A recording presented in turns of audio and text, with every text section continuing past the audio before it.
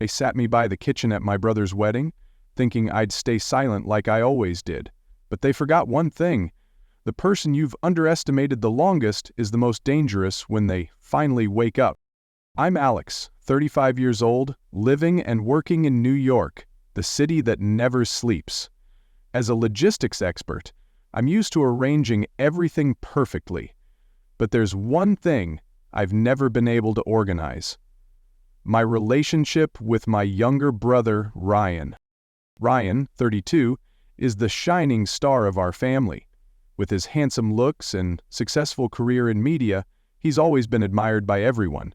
Meanwhile, I, the quiet older brother, have always stood in the background, supporting him without much notice. When Ryan announced he was marrying Emily, a renowned fashion designer, I was thrilled and ready to help.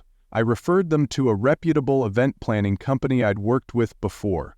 I didn't expect to be the best man, but at the very least, I thought I'd be treated as a valued family member. The wedding was held at a luxurious Manhattan hotel, with twinkling lights and a dazzling atmosphere. I arrived early, bringing a gift: a set of crystal glasses engraved with their names and wedding date. At the reception table, I was greeted by a young woman with a headset and clipboard. "You're Alex, right?" she asked. "Yes," I replied. She glanced at her list, then frowned. "You're listed as a +1, so your seat is near the kitchen in the folding chair section." "I'm the groom's brother," I said, unable to hide my shock. She looked flustered, about to explain, when Emily appeared. "Alex, you're here," she said with a cold smile. "We had to prioritize seating for close friends and immediate family. I hope you understand." I looked into the banquet hall and saw distant relatives, even my ex-girlfriend, seated at central tables.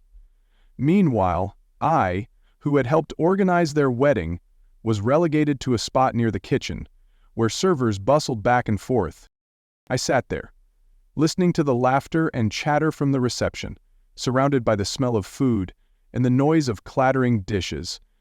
I realized I was done playing the role of the silent, supportive brother. I stood up, grabbed my gift, and left the wedding. As I walked out of the hotel, Ryan ran after me. "Alex, where are you going? This is my wedding." "I don't think I'm welcome here," I replied. "I didn't know about the seating. Emily handled everything," Ryan said. "You let my ex-girlfriend sit near the head table, while I'm by the kitchen. You think that's okay?" Ryan fell silent. I didn't say another word, just walked away, leaving behind a glamorous but hollow wedding. New York at night had never felt as lonely as it did that evening. The neon lights, honking cars, and rushing crowds couldn't fill the growing void in my heart. I drove aimlessly, letting the familiar streets guide me. After nearly an hour of wandering, I stopped at the Brooklyn Bridge, a place I often went to when I needed to think. Leaning against the railing, I watched the city lights reflect on the water. I thought about the years gone by. How many times had I been the one to fix Ryan's messes? From paying for his car repairs when he was a teenager, to cleaning up the consequences of his impulsive decisions. And now, on the most important day of his life, I was treated like an afterthought. But this time I wouldn't stay silent. I wasn't the kind of person who'd let others trample on my self-respect forever. The next morning my phone buzzed incessantly. Messages from Ryan, my mom, and even Emily. "Ryan, yesterday was just a misunderstanding. Don't take it to heart." "Hell yes. I hope you can be a bit more mature. Don't make a big deal over a seat." I scoffed. To them, my entire life was summed up in two words: misunderstanding and mature. I opened my laptop.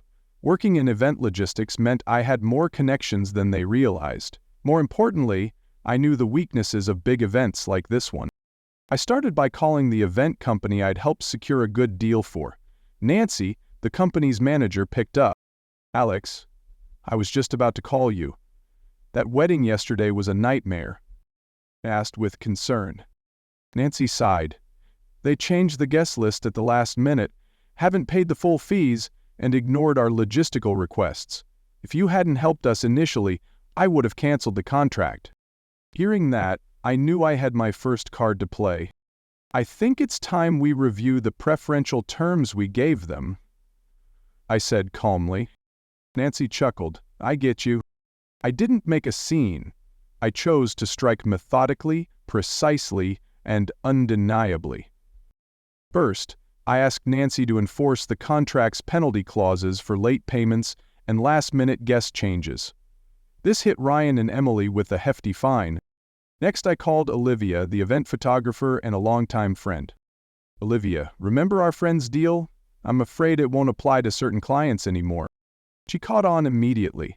She agreed to charge Ryan and Emily full market rates instead of the discount I'd arranged.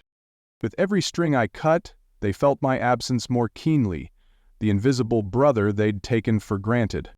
A week later, Ryan emailed me with the subject, "Need your help." They were having trouble with their honeymoon in Italy due to visa and flight booking issues. Of course, Ryan remembered me, the one who always cleaned up his messes. I typed a cryptic response. Sorry, the Plus One Brothers support service is no longer operational. Good luck. But I didn't send it. I had a better idea.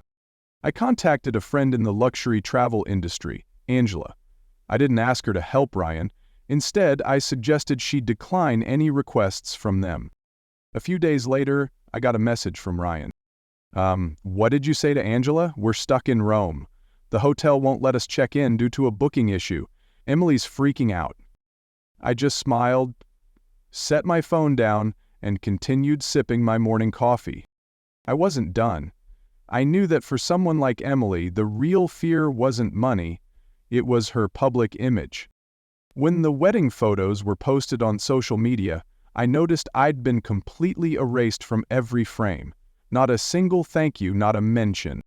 I posted a simple message along with a few behind-the-scenes photos I'd taken while helping prepare the wedding. Helped find the venue, supported vendors, arrived early to set up. In return, I got a seat by the kitchen and was called a plus one. When they needed me again, I chose silence. Sometimes, silence is the strongest response. The post spread quickly among my network of friends and colleagues. Emily immediately messaged me, demanding I take it down. "You're ruining my image," she screamed in a voice message. I responded with another post. The truth only hurts those afraid to face it. This small social media storm shook my family. My mom called, her voice full of worry. "Alex, did you have to make such a big deal? He's your brother." I replied, "I just told the truth. If the truth makes people uncomfortable, that's not my fault." Ryan tried to smooth things over by creating a family group chat with the message, "Everyone, let's not let this small issue ruin our bond." I responded bluntly, "Small to you, but a lifetime of being undervalued to me." No one said anything more. 3 weeks later, I received a handwritten letter from Ryan. Not an email, not a text. In it, he admitted his mistakes, acknowledging that he'd let Emily take control and had forgotten our brotherly bond. I didn't reply right away. I left the letter on my desk as a reminder that respect isn't automatic. It must be earned and maintained. That Thanksgiving, I decided to visit my parents' house. Not to reconcile, but to assert my place. Emily didn't show up that day. Ryan was quiet, but this time he didn't avoid me. After dinner, he approached me. "Thanks for coming." I nodded. "Thanks for saying thank you." We didn't say more, but I knew for the first time in years, Ryan understood that brotherhood isn't a one-way street. In the months that followed, Ryan began to change. He stopped calling me only when he was in trouble. Instead, we had meetups with no agenda other than being brothers. Emily and Ryan eventually announced they were taking a break. I wasn't surprised. For Ryan's next birthday, he invited me to a simple BBQ with a few close friends. No folding chairs, no lavish banquet tables, just brothers, cold beers, and genuine laughter. As we raised our glasses, Ryan said, "To the brother who taught me what family means." I just smiled. "Just don't forget the lesson." I still keep the crystal glass set in my cabinet, not as a bitter memento, but as a reminder that sometimes silence is the most powerful way to make others reflect on themselves.